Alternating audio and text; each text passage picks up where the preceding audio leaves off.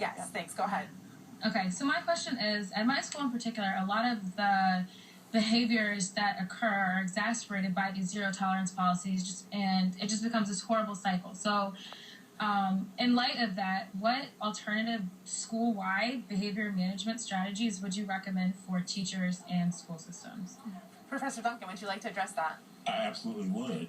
First of all, teachers, we have to keep in mind, teachers have so much authority in their classrooms. They have so much authorities in their classroom.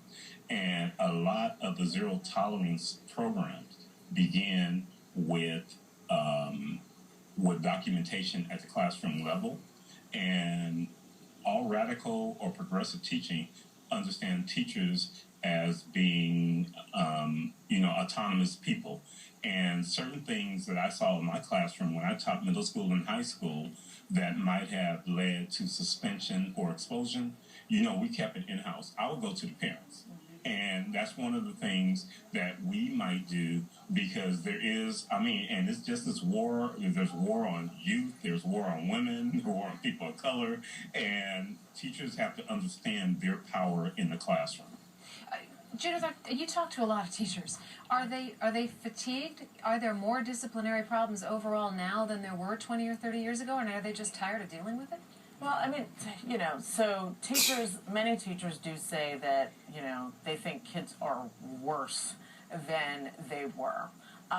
Quite frankly, teachers are overreacting more than they had, and they are becoming, in many instances, not, more distanced from the community and from the kids who they're interacting with every day.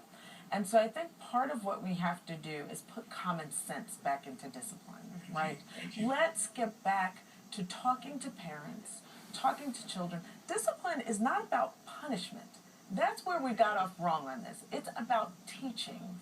It's that teachable moment where the teacher can say, okay, I have a decision to make. Am I going to teach this child how to behave differently the next time, or am I just going to push them out? And so I think that... But are we talking about teachers that are willing to do that with white students, but they're not willing to do that with black and Hispanic students? So yes, so the research does show that two children who engage in the same behavior get disparate outcomes because the child of color is treated more seriously.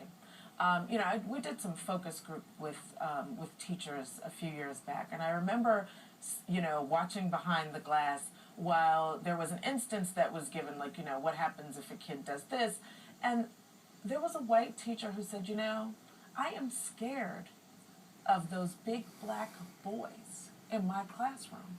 Not scared of the big white boys, right, though. Not scared of them. And it's part of our perception of black children, especially black males, Latino males, and so all of the experiences and our perceptions and our stereotypes get brought into the classroom. I often say, it's like we have a lot of George Zimmermans in the classroom.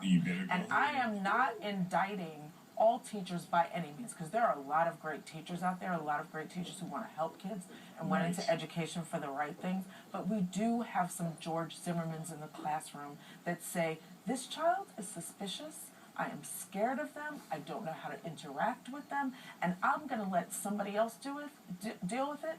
And I think that person should be a police officer because I think they are suspicious to the point that they're a criminal. So in